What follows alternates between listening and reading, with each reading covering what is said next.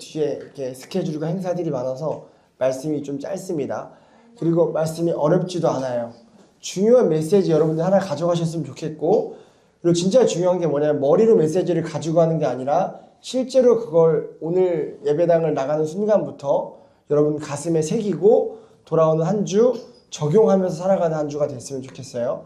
그 한 문장이 뭐냐면 오늘 설교 제목인 주님 오실 날이 가깝습니다. 아멘. 재밌는 건 이 본문과 제목이 나왔는데 어제 기현 형제가 카톡방에다가 진짜 주님 오실 날이 가깝습니다 라고 올려가지고 참 신기했죠. 이제 얘기를 나가지고 예배당에 온 사람들도 있는데 벌써 주님 날이 가깝다고 하니까 그렇죠. 그러나 이 주님 오실 날이 가깝습니다. 여러분 종말을 이야기하면 이상해 보이잖아요. 왜 그럴까요? 멀게 느껴져서. 그건 너무 건강한 대답이에요. 종말론자들이 사기를 많이. 그렇죠. 종말론자들 중에 제대로 된 종말론자들이 거의 없고, 그리고 왜 이상하게 느껴지냐면, 왜 어색하게 느껴지냐면 실제로 우리 삶 가운데 그 마지막 때를 준비하며 마지막 때를 위해 살아가는 사람들이 거의 없기 때문에 그래요. 그래서 어색하고 부정적으로 느껴지고 뭔가 이 얘기해도 되나? 라는 조심스러움이 일단 있죠. 그렇죠? 근데 여러분 교회는 종말을 이야기해야 합니다. 아멘. 성도의 교제 안에는 종말론적인 신앙이 있어야 합니다. 아멘. 여러분 부부의 교제 안에도 종말론적인 신앙이 있어야 합니다. 예를 들면 재정에 대해서 부부끼리 이야기할 때도 우리 이번 달 어떻게 썼나, 다음 달 어떻게 쓸 것인가, 이번 연도 돈을 어떻게 쓸 것인가 계획을 잡잖아요. 그 안에 종말론적인 신앙이 있어야 합니다. 그렇다고 모으지 말고 적금 들지 말라는 것까지는 아니지만 그런 것들을 하는 와중에서도 우리가 종말론적인 신앙으로 하나님께서 나에게 물질을 왜 주시며 내가 이 물질을 어떻게 써야 하며 뿐만 아니라 나의 시간, 나의 남은 인생을 어떻게 써야 하는지 종말론적인 신앙으로 대화할 수 있어야 합니다. 그것이 건강한 부부관계이고 건강한 성도의 교제이며 건강한 교회이고 건강한 신앙인의 모습일 줄 믿습니다. 그래서 교회는 종말에 대해서 이야기해야 됩니다. 초대교회는 그래서 만나면 어떻게 인사했죠? 마라나타, 주님 속히 오시옵소서. 왜요? 실제로 그들의 삶이 하루하루 버티기 너무 힘겨웠기 때문에, 정말 빨리 주님 오셔서 그 이 땅에 힘겹고 고난과 고통이 넘치는 삶이 끝났으면 했기 때문에 성도들 만날 때마다 마라나타, 주님 속히 오시옵소서. 그 라는 인사 뒤에 어떤 의미가 숨겨져 있죠? 주님이 곧 오실 것이니, 주님 오고 계시니 정신 차리자, 깨어있자, 세상과 구별되게 살자, 이 땅의 것이 다라고 생각하지 말자, 분명한 이 땅의 삶이 끝나고 나서의 삶이 있다, 우리는 그것들을 준비하자 라는 의미가 있을 거예요. 그래서 힘든 사람한테도 마라나타, 사랑하는 태연아, 사랑하는 상범아, 힘들지? 이 땅의 삶의 고통이 다가 아니야. 그 뒤에 분명한 삶이 있어. 주님 곧 오실 거야. 이 땅에서 당하는 고통이 영원하지 않아. 좀만 힘내자, 좀만 버티자, 같이 기도할게 라는 의미가 있는 거죠. 여러분 로마서는요 복음에 대해서 이야기합니다. 전체적으로 우리가 흔히 알고 있는 복음을 가장 잘 설명하고 있는 챕터를 이야기하면 로마서와 에베소서를 이야기하는데, 그 중에 한국교회 성도들이 대부분 알고 있는 복음을 잘 설명하고 있는 책이라고 하면 로마서 이야기합니다. 특별히 로마서 8장은 그 로마서의 꽃이라고도 얘기하고 보석이라고도 이야기하며 정말 복음을 값지게 설명하고 있는 것이 8장인데, 여러분 복음을 설명하고 있는 그 로마서에서 종말을 이야기하고 있다는 것은 어떻게 우리가 연관지어보면 좋겠냐면, 복음을 분명하게 아는 자는 반드시 종말에 대해서도 인지하고 있다는 것입니다. 우리는 종말을 멀리 떨어뜨려 놓습니다. 예수 그리스도의 십자가, 좀 더 나아가면 예수의 부활 정도까지 이야기하지만 그 재림을 같이 끌어와서 한 세트로 생각하지 않는다는 것이죠.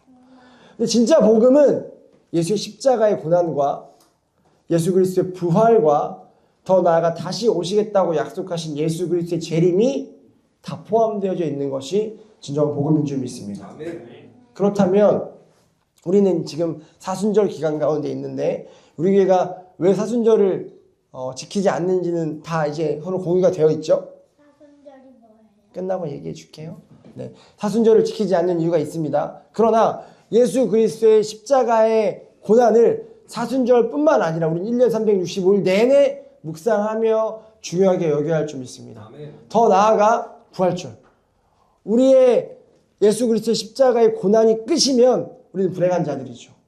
왜냐하면 우리가 예수와 함께 죽고 나서 그 뒤가 없기 때문에. 그러나 예수께서 부활하심으로 우리도 그 십자가의 죽음, 이전에 내가 죄인 되었던 내 삶에서 내가 죽고 예수와 함께 부활함으로 영원한 생명을 얻게 됩니다. 여기까지는 많이 가르쳐요. 많이 이야기해요. 우리 재림 머리로 다 알고 있죠. 재림이 뭐야? 라고 하면 아마 이 둘 빼놓고는 다 알 거예요. 근데 문제는 실제적으로 내 삶 가운데 그 재림을 적용하고 있냐는 거예요.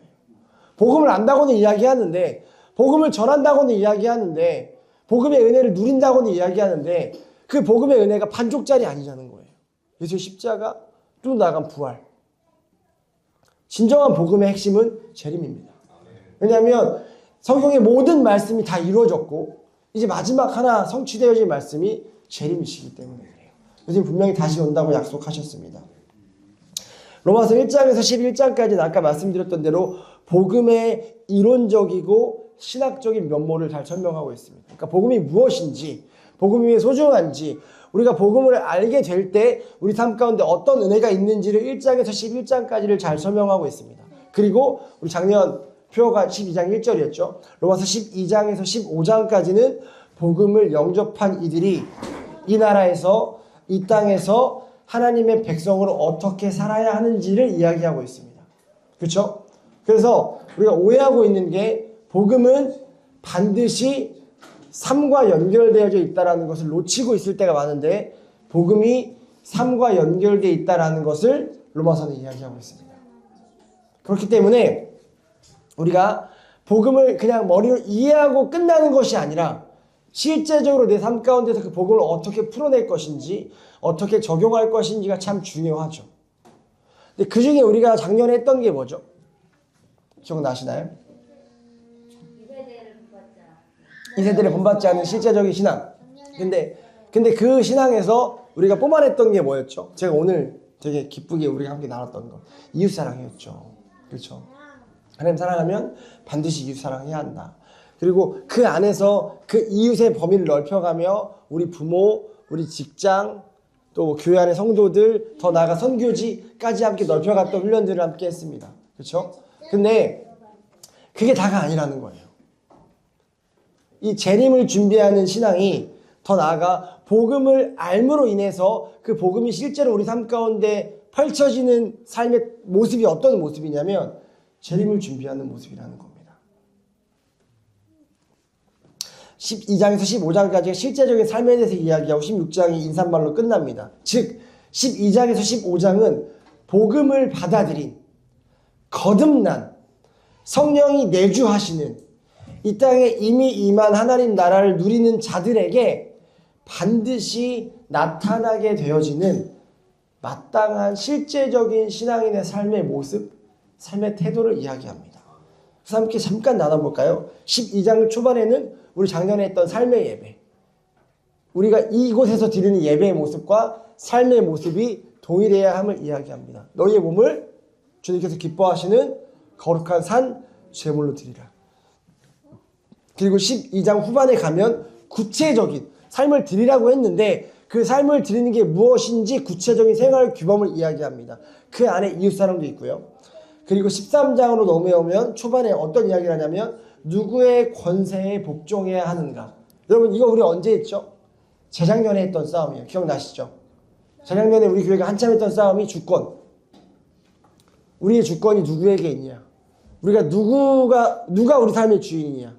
이 싸움하면서 성도들의 삶이 드러났었고 재정관이 드러났었고 우리가 여실히 하나님이 주인이라고 이야기하지만 여전히 내 삶의 주인임이 나임이 다 드러났던 게 재작년의 일이에요. 기억나시죠? 이거 왜 다뤘었냐면 예수 믿는다고 하면 구원받은 백성이라고 하면 복음을 안다고 하면 그 복음을 가서 전할 거라고 하면 마땅히 나타나야 되는 모습이기 때문에 그랬습니다. 그래서 13장 초반에 누구의 권세에 복종하는가에 대해서 이야기하고 있고 13장 중반에 사랑은 율법의 완성이다 라고 해서 서로 사랑하는 것 외에는 아무에게도 빚을 지지 마십시오. 빚에 대해서 이야기합니다. 빚 지지 마십시오. 우리가 빚져야 할 것은 사랑 하나입니다. 그래서 사랑 받을 줄 알아야 된다. 우리 그렇지 못한 환경에서 자라서 사랑을 잘 못 받는데 어색한데 부담스러운데 또 그걸 받으면 갚아야 될 것 같은데 아니다. 빚져도 된다. 사랑은 마음껏 빚지고 받아라. 왜냐하면 이미 스타트 자체가 예수 그리스도께 복음의 빚진 자로 우리가 탄생했기 때문에 그 복음을 충만하게 받으면 나도 이제 그 사랑을 흘려보낼 수 있는 자가 된다. 까지가 13장 중반이고 오늘 13장 후반에 주님이 오실 날이 가까움에 대해서 이야기하고 있습니다. 그리고 14장 15장에 형제자매를 비판하지 마라 덕을 세워라 라는 실제적인 생활 규범을 이야기하고 있습니다. 여러분 여기서 우리가 오늘 각자 개인에게 던져야 할 질문이 있습니다. 설교는 오늘 어렵지 않아요. 그냥 주님의 날이 가까이 왔고 우리는 종말론적인 신앙을 가지고 그 마지막 때를 준비하며 살아야 된다입니다.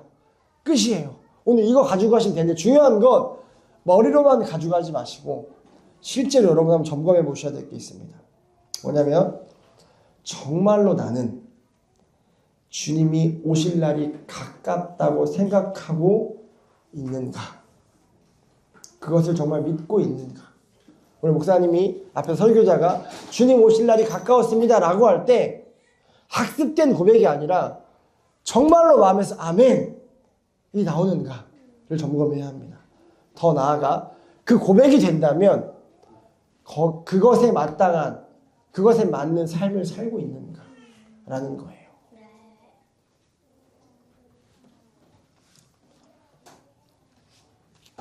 11절에 보면 여러분은 지금이 어느 때인지 압니다 라고 이야기합니다. 이 어느 때인지를 아는 사람들이 어떤 사람들일까요?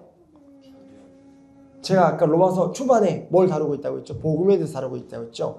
복음을 이해하고 복음을 사는 사람들의 삶의 모습이 2장부터 나온다고 했죠? 그러면 여러분은 지금이 어느 때인지 압니다 라는 건 그 여러분은 어떤 여러분들일까요? 우리요. 우리가 누굴까요? 교회 사람들? 맞아요. 복음을 아는 자, 성도, 거듭난 자, 성령이 내주하시는 자, 이미 임한 하나님 나라에 거하는 자들이에요.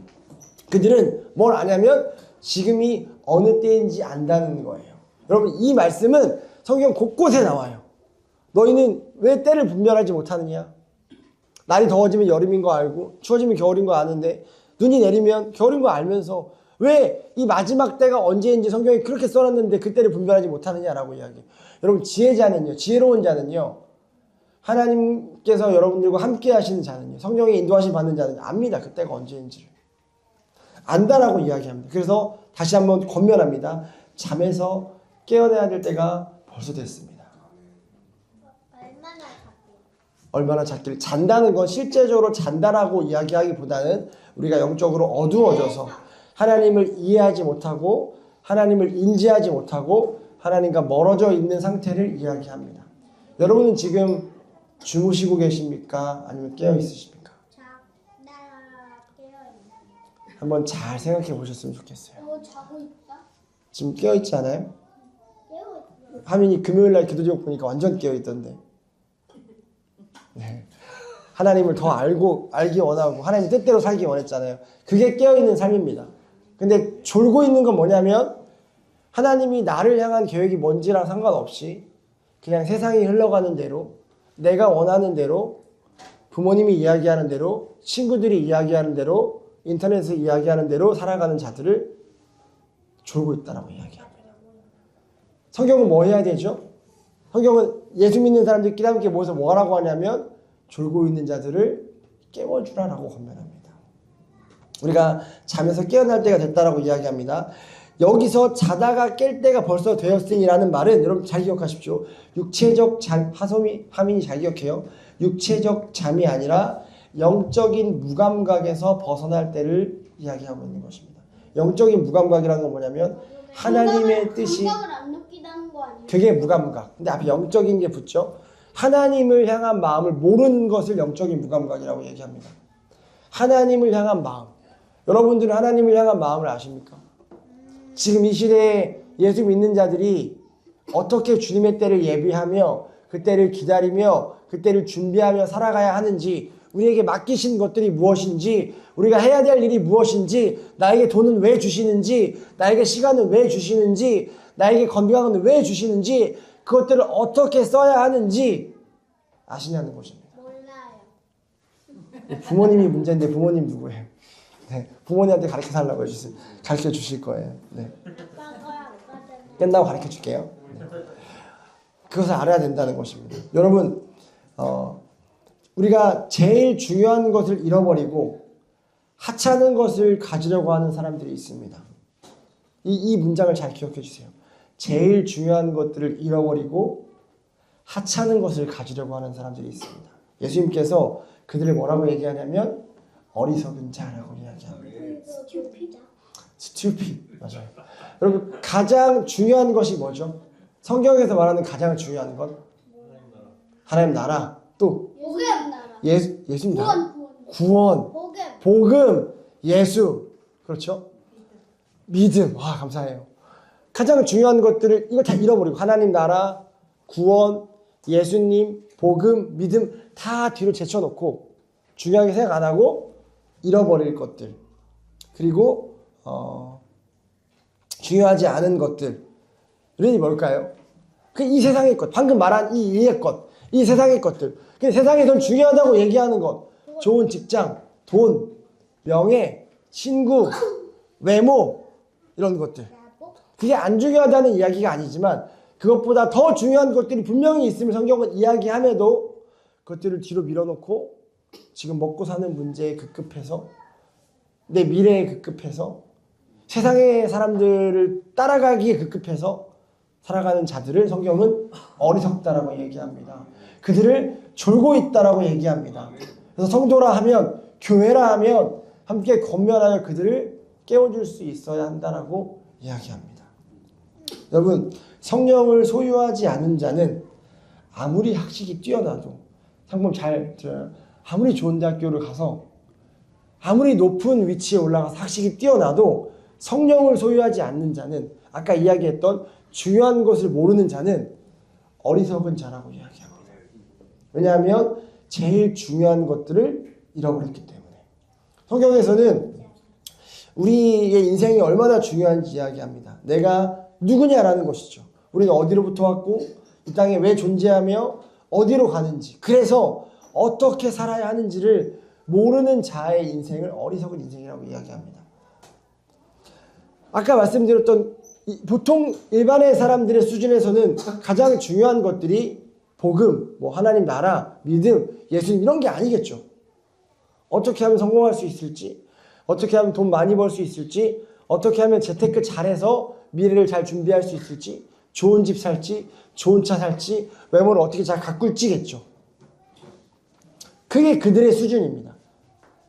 성령을 소유하지 않는 사람들, 어리석은 사람들의 수준인 것이죠.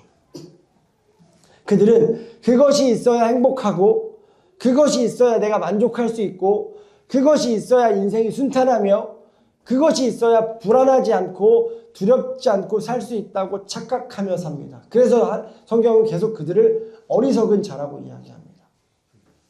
풍전등화, 바람 앞에 등불, 언제든지 불면 날아갈 것들, 모래사장에 지은 집이라고 얘기하는 것이죠. 모래사장에 집을 못 짓는데요. 지을 수 있어요.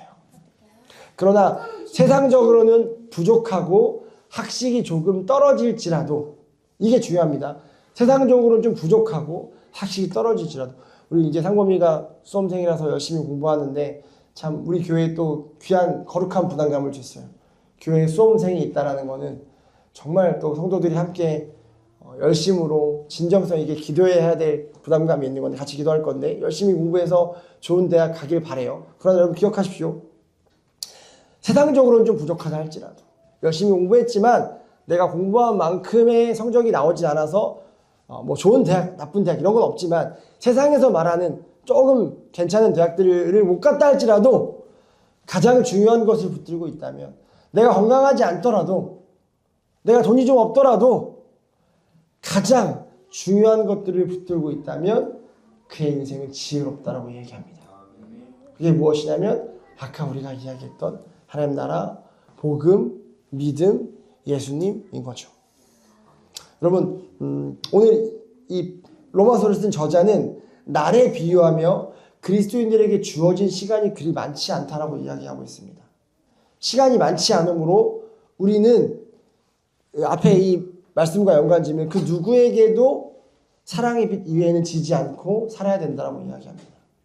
시간이 남지 않았기 때문에 시간이 얼마 남지 않은 자의 합당한 삶을 살라고 이야기합니다. 그렇게 여유롭지 않다라고 얘기합니다. 종말은 우리 앞에 와 있습니다. 우주적 종말, 예수 그리스도의 재림이나 개인적 종말, 나의 죽음도 우리 눈 앞에 와 있습니다. 우리 코 앞에 와 있습니다. 우리가 느끼지 못하는 것일 뿐이지 언제든지 우리에게 종말이 임할 수 있습니다. 그래서 어떻게 해요?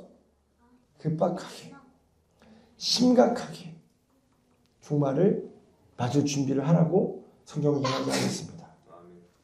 여러분, 예배는요, 주일날 예배당에서만 드리고 끝나는 것이 아니라 삶으로 이어져야 함을 로마서 12장 1절 삶의 예배에서 이야기하고 있습니다.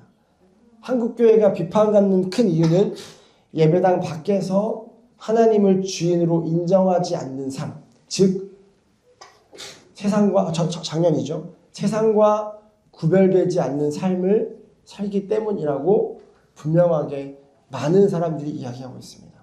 여러분, 거룩은 예배당에서만 경건해 보이는 태도가 아니라 실제로 세상 사람들의 삶과 구별이 되는가인데, 세상 사람들은 이 땅의 것만을 위해 삽니다. 단지 이 땅에서의 사는 삶만을 위해서 삽니다. 그럼 그들과 구별되어지는 삶을 사는 우리를 한다면 이 땅의 삶이 다가 아니라 분명하게 이 땅의 삶 뒤에 삶이 있음을, 영원한 삶이 있음을 기억하며 그 때를 준비하며 사는 삶이 지혜로운 삶이며 구별된 삶이며 거룩한 삶이며 그것이 예수 믿는 사람들의 삶임을 이야기하고 있습니다. 여러분, 신앙도 종말론적인 신앙을 갖는 것이 참 중요합니다. 그렇다고 해서 막살나는 것이 아닙니다. 종말론적인 신앙? 언제든 끝날 수 있다는 거야? 그럼 뭐하러 공부해? 언제든지 내 인생이 끝날 수 있으면 1년 뒤에 수능은 내가 뭐하러 해? 지금 마음껏 놀지. 그럼 돈 뭐하러 모아? 막 쓰지. 그럼 오늘 즐겨야지. 뭐하러 인내하고 참아? 막살나는 이야기가 아닙니다. 종말론적인 신앙은 막살나는 이야기가 아니라 우리의 삶을 늘 점검하며 이 땅에서의 삶이 끝이 아님을 인식하고 내가 주님 오실 길을 준비한다는 게 무엇인지, 주님 오실 길을 기대한다는 것이 무엇인지를 실제적으로 삶에 적용하는 것일 줄 믿습니다. 여러분, 종말은 분명히 있습니다. 기억하십시오. 주님 오실 날이 여러분들에게 멀지 않습니다. 개인적 종말, 우주적 종말 멀지 않습니다. 그렇기 때문에 우리는 늘 깨어 있어서 그 날과 그 때를 준비해야 할 줄 믿습니다. 종말론적 신앙으로 살아가는 사람들은요, 그렇기 때문에 분명히 그들에게 다름이 드러납니다. 거룩은 내가 몸부림치고 노력해서 뭔가 어떠한 대단한 실력을 뽑아내는 것이 아니라 우리가 복음을 알게 되면, 제가 오늘 앞에서 쭉 설명드렸듯이 복음을 알게 되면 그 복음 안에 재림이 들어가 있습니다. 그러면 당연하게 나타나는 삶의 모습이 무엇이냐면 주님 재림의 때를 준비하게 된다는 것이죠. 그러면 이 땅의 삶에 속해서 살긴 하지만 이 땅의 삶이 다가 아니라는 것을 기억하고 살게 될 텐데, 그들에게는 시간을 쓰는 것과 돈을 쓰는 것과 인생을 쓰는 것이 믿지 않는 사람들과는 분명하게 차이가 있게 된다는 것이죠. 성경은 그것을 거룩이라고 얘기합니다. 구별됨, 다름. 그렇기 때문에 그들은 예수의 옛자를 이야기하지 않아도, 종교적인 어떤 형태를 띠지 않아도 그냥 누가 봐도 다릅니다. 구별됩니다. 함께 모여있지만 섞이지 않습니다. 왜 섞이지 않아요? 다르기 때문에. 정체성이 다르고 바라보는 시선이 다르고 말투가 다르고 쓰는 단어가 다르고 가치관과 생각이 다르기 때문에 절대로 섞이지 않습니다. 그래서 매사 모든 순간 그 사람 진지할 수밖에 없습니다. 단 한순간도 허투루 보내지 않습니다. 단 한 푼도 허투루 쓰지 않습니다. 아멘.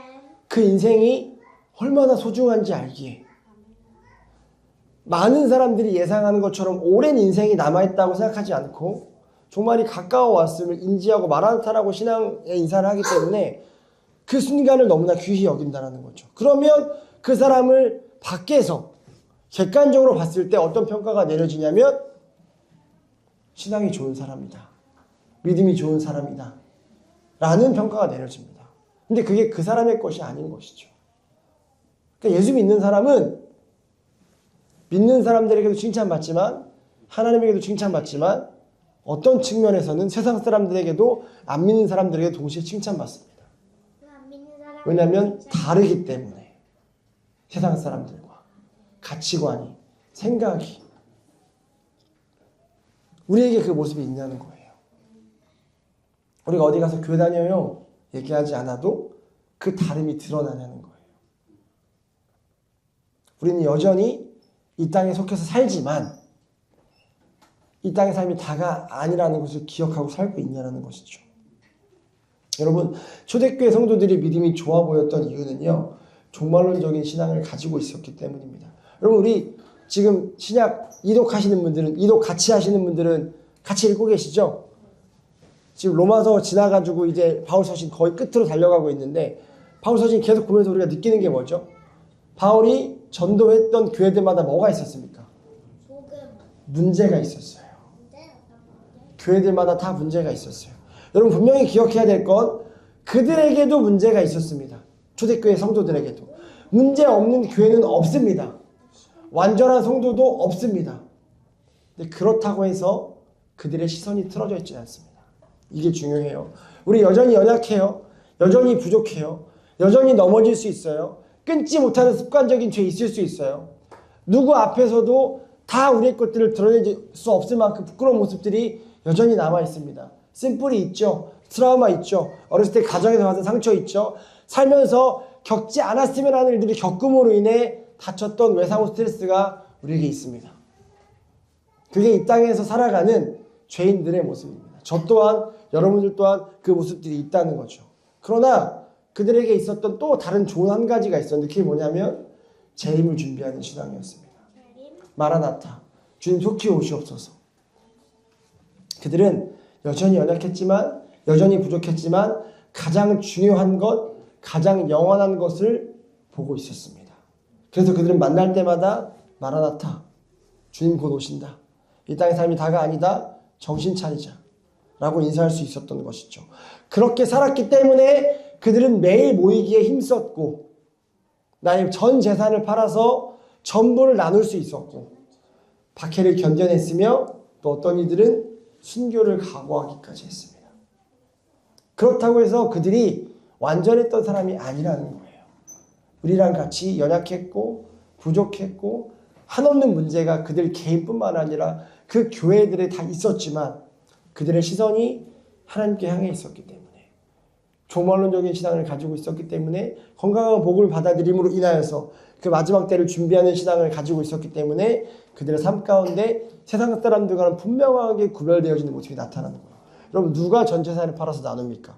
예수를 모르는 자들이. 가끔씩 그런 자들이 있죠. 독특하게. 그래서 세상은 그들을 의인으로 일컫습니다. 열심히 한평생 모은 것들을 다 팔아서 뭐 대학교에 기부하고 뭐 이런 부분들은 다음에 나누고요. 근데 대부분 보편적으로 다 모아서 내가 축적하고 내가 축적해서 다 못 쓰고 가면 내 자녀들에게 물려주지 그것들을 나누지 않습니다. 여러분 순교요? 피하죠. 박해요? 여러분 많은 신앙인들이 하는 기도의 대부분이 하나님 박해당하지 않게 해주세요. 고통받지 않게 해주세요. 그 기도가 잘못됐다고 이야기하진 않습니다. 우리 연약하기 때문에 그렇게 기도할 수 있죠. 근데 초대교회 가운데서도 그 박해 가운데서 물론 초대교회 성도들도 하나님 이 박해를 좀 끝나게 해주십시오. 언제까지 견뎌야 합니까? 너무나 아픕니다. 라는 기도가 있었지만 그들의 기도 가운데 어떤 기도가 있었냐면 이 박해를 통해 주님 나라가 확장되어질 수 있다면 주님 오실 길이 예비되어질 수 있다면 이 박해를 통해 한 영혼에게라도 복음이 더 흘러갈 수 있다면 기꺼이 버티겠습니다. 라고 하면서 믿음으로 그 힘든 시간을 버텼던 성도들이 있었다는 것입니다. 여러분 하나님의 진노 가운데 가장 무서움은 내버려 두심입니다. 내버려 두시면 이 땅의 것만 보고 살게 됩니다.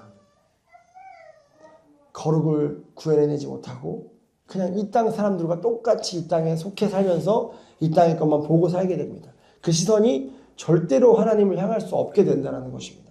그게 내버려 두심의 결과입니다. 그렇기 때문에 그들은 썩어질 것들만 붙잡고 삽니다. 아까 말씀드렸던 영원한 것, 소중한 것, 중요한 것을 못 봅니다. 썩어질 것, 좋은 대학교, 좋은 직장, 좋은 옷, 좋은 집, 좋은 차, 좋은 사람들, 좋은 먹을 것, 미래 이런 것들에 집중해서 그 썩어질 것들에 자신의 모든 인생을 소비하면서 산다는 것이죠. 여러분, 이게 가장 불쌍한 삶입니다. 가장 어리석은 삶입니다. 하나님의 내버려 두심. 혹시라도 오늘 설교를 통하여서 지금 나의 삶이 하나님의 내버려 두심 가운데 있다면 오늘 하루를 이렇게 넘기실 수 없습니다. 오늘 당장 통회하고 자복하는 마음으로 하나님 앞에 영원한 것들을 볼 수 있는 믿음을 달라고 구해야 될 줄 믿습니다. 반주해 주시겠습니다. 말씀 마무리하겠습니다. 일찍 끝났어요? 네. 1시간. 1시간이요? 1시간 안 했어요. 아, 끝났어요. 찬양까지 1시간 했어요. 맞아요. 미안합니다. 지금 되게 그 유치부 전사님 목사님 표정이 안 좋으신 것 같은데 기존 교회였으면 지금 끝나고 사무실로 끌려갈 것 같은 표정을 짓고 계세요. 네, 안 주시겠어요? 여러분, 기억 안 나시겠죠? 성경 통으로 보기 할 때 해드렸죠. 혹시 이 성경 지식이 있을까요? 성경에서 종말에 대해서 가장 잘 표현하고 있고 직접적으로 표현하고 있는 챕터가 혹시 어딘지 아시나요? 어디요? 호세야. 말라기. 어려워요. 스가랴. 다 나오겠네. 66권. 어려워요. 데살로니가 전서. 그래서 데살로니가 전서는 이렇게 로마서와 에베소서 이전에 쓰여져서 약간 좀 깊지가 않다. 뭐 이런 평도 들어요. 아까 말씀드린 로마서 에베소서는 복음에 대해서 깊게 설명하고 있으니까. 데살로니가 전서가 저는 진짜 좋은 이유가 뭐냐면 재림에 대해서 종말에 대해서 직접적으로 담백하게 설명하고 있어요. 저는 그 중에 데살로니가서 5장 1절에서 6절까지의 말씀이 늘 저의 마음을 울려요. 그리고 제가 졸 때마다 늘 저를 깨워주는 말씀이에요. 한번 읽어보겠습니다. 형제자매 여러분, 그때와 시기를 두고서는 여러분에게 더 쓸 필요가 없겠습니다. 주님의 날이 밤에 도둑처럼 온다는 것을 여러분은 자세히 알고 있습니다. 사람들이 평안하다, 안전하다 하고 말할 그때에 아기를 뵌 여인에게 해산의 진통이 오는 것과 같이 갑자기 멸망이 그들에게 닥칠 것이니 그것을 피하지 못할 것입니다. 여기서 어떻게 더 적용이 잘 되나요? 아기를 뵌 여인에게 해산의 진통이 오는 것과 같이 예상할 수 없이 갑자기 급작스럽게 종말과 재림이 우리에게 올 거라는 거예요. 다음 달부터 준비해야 되는 이제 3월달 됐네. 3월달부터 준비해야 되는 거 알죠? 응급 3월 말 되면 진짜 대기하고 있어야 돼요. 근데 그거를 우리 신앙인들이 동일하게 해야 된다는 거예요. 도둑같이 오니까 종말이 우리가 예비하고 있을 때 오지 않으니까. 지금 갑자기 출산하지 않잖아요. 오늘 갑자기 웬만하면 그렇죠. 지금 되게 안전할 거예요. 근데 언제 출산한다고 얘기하고 있냐면 언제 종말이 온다고 하냐면 안전하다, 평안하다, 이때는 안 오실 거야 라고 할 때 그 마지막 때가 온다라고 이야기합니다. 그러나 형제자매 여러분에게 여러분은 어둠 속에 있지 아니하므로 그날에 여러분에게 도둑과 같이 덮치지는 않을 것입니다. 이게 무슨 말이에요? 아까는 도둑과 같이 온다고 했는데 형제자매 여러분은 어둠 속에 있지 않으니까 여러분들은 도둑과 같이 덮치지 않을 거예요 라고 이야기해요. 저는 이게 귀해요. 잘 보세요. 쉽게 얘기해 드릴게요. 재림은 도둑과 같이 옵니다. 누구에게? 믿지 않는 자들에게. 여기서 말하는 형제자매 여러분은 누구냐면 복음을 알고 예수 안에 있는 자들입니다. 복음 안에는 재림이 있다니까요. 건강한 종말론적인 신앙을 소유하고 있다니까요. 그들에겐 거룩이 구현된다고요. 그러면 그들에게는 도둑과 같이 오지 않습니다. 아까 로마서 초반에 말씀드렸잖아요. 여러분 알 거예요, 그 시기를. 개명제가 어제 그 얘기하던데요. 이게 무슨 도둑과 같은 거야. 여러분 압니다. 예수 믿는 자들은. 그 안에 성령께서 가르쳐 주십니다. 그 날과 그 시를 가르쳐 준다는 게 아니라 그 이단이죠. 정확한 때라기보다 내가 지금 마지막 때를 준비해야 함을 이야기해 주신다는 거예요. 그게 성도예요. 우리 안에 성령이 알게 하시는 거예요. 그때가 가까이 왔다. 긴장하자. 깨어 있어야 한다. 졸면 안 된다. 너 혼자 안 조는 게 중요한 게 아니라 지금 옆에 성도들이 졸고 있으면 깨워야 된다. 지금 너의 인생이 대학 가고 시집 가고 장가 가고 취업하고 하지 말라는 거 아닌 거 아시죠? 거기에 집중해야 될 때가 아니다. 마지막 때다. 너도 깨어있게 힘쓰고 네 옆에 살아가는 내가 너를 먼저 부른 이유가 있는데 너를 통해 구원받아야 할, 너를 통해 예수를 알아야 할 자들이 빨리 깨워라. 그리고 같이 함께 신앙생활하면서 사랑의 빚진 자들 있지 않냐? 너한테 사랑의 빚을 줬어도 지금 졸고 있을 수 있다. 그들 깨워라. 라고 가르쳐 주신다는 거예요. 그리고 오전에 여러분은 모두 빛의 자녀요, 낮의 자녀입니다. 우리가 밤이나 어둠에 속한 사람이 아닙니다. 그러므로 우리는 다른 사람들처럼 잠자지 말고 깨어있으며 정신 차립시다. 남일이 은영이 아마 좀 엄청 힘들걸요. 이 상황에서 깨어있지 힘들어요. 지금 모든 초점과 시선이 정말 작은 아이들을 육아하는 데 있을 거예요. 상범이 힘들죠. 상범이 지금 고3인데 여기서 깨어서 주님 오실 날 준비하기 힘들죠. 근데 이런 이유를 갖다 붙이면 다 있어요. 그래서 우리는 주님이 오실 날을 준비하기 힘든 삶 가운데 삽니다. 너무 바쁘고 너무 여유 없고 너무 급하게 보이는 것들이 많아요. 그래서 정말 재림 미뤄두고 삽니다. 근데 그런 인생이 얼마나 어리석은 인생인지 알아야 합니다. 주님 오실 날이 가깝습니다. 제가 이번 주 이제 새신자 교육 마지막 프로그램을 1박 2일 여행을 갔다 오면서 저녁에 캠프파이어를 잠깐 했는데 이렇게 중간에 한범이가 자고 있어가지고 같이 하다가 거의 다 이 모닥불이 꺼져갈 때쯤이었어요. 그래서 재우러 잠깐 갔다 왔는데 진짜 거의 다 꺼진 거예요, 눈앞에서. 그 모닥불이. 살짝 보니까 그 안에는 부지가 좀 살아있는 것 같아. 근데 한 친구가 불이 좀 붙어 있었어. 그래서 제가 막 이렇게 후 불어가면서 그것들을 붙이니까 다 살아나더라고요. 그래서 그때 성도들이 있어 보라고 했죠. 봐라. 이거 지금 불이 꺼져 있는 줄 알았는데 한 친구가 좀 불이 붙어 있었는데 내가 후 불어 살리니까 살아난다. 그게 그 방금 말했던 그거예요? 네. 근데 오늘 제가 그거를 어떻게 적용하고 싶냐면 우리 안에 하나님께서 살려두신 불씨가 있을 거예요. 그리고 성령의 바람, 루하흐를 부실 거예요. 그러면 어떤 일이 발생하냐면 우리 안에 졸고 있는 자들, 꺼진 것처럼 보여지는 불씨들이 살아나게 되는 은혜가 있을 줄 믿습니다. 여러분 서로를 깨워주십시오. 여러분 내가 좀 지금 불이 붙어 있다고 꺼져 보이는 사람들 함부로 정죄하고 판단하고 넌 안 돼, 야씨 너 구원 못 받겠다 라고 하지 마시고 성령의 바람을 통해서 내 불을 같이 붙여주십시오. 깨워주셔야 돼요. 주님 오실 날이 가깝다고요. 그만 졸아야 된다고요. 그만 자야 된다고요. 이제 시간이 없다고요. 언제까지 이 땅의 것만을 위해서 준비하시면서 하실 거예요. 돈 모아서 집 사야지, 노후 안전하게 살아야지. 그거 하지 말라는 게 아니라 그거보다 더 중요한 우리가 해야 할 준비가 있다는 것이죠. 근데 저는 너무나 감사한 게 이 로마서 13장은 아까 제가 말씀드렸던 종말과 사랑의 빛과 연결되어지거든요. 근데 우리 교회가 참 오늘 그 지표를 보고도 알았지만 이 마지막 때를 잘 준비하고 있는 것 같아서 참 너무 감사해요.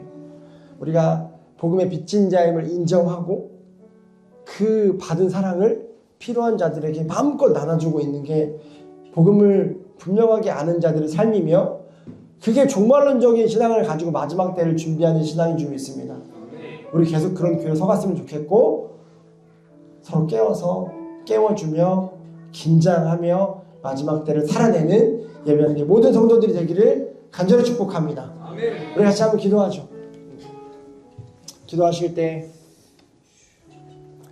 하나님, 우리가 살고 있는 이 세상은 마지막 때를 예측할 수도 없고 준비할 수도 없고 인식할 수도 없을 만큼 바쁘고 여유가 없고 더 중요하게 보이는 것들이 많은 세상입니다. 그러나 오늘 말씀을 통해 다시 한번 우리를 돌아보게 하여 주시고 우리가 주님의 내버려 두심 가운데 그 저주 가운데 있지 않게 하여 주십시오. 주님, 우리를 깨워주시고 하나님, 우리 성도들이 서로를 또 깨워줄 수 있는 교회가 되게 하시고 마지막 때가 가까이 왔음을 인식하며 주님 오실 길을 예비하며 종말론적인 신앙으로 하루하루 살아갈 수 있게 해달라고, 나의 하루를 쓰는 것들과 나의 재정을 쓰는 것들과 나의 시간을 쓰는 것들이 하나님 정말로 종말론적인 신앙으로 바뀌어질 수 있게 해달라고 같이 결단하며 기도하겠습니다. 하나님 감사합니다.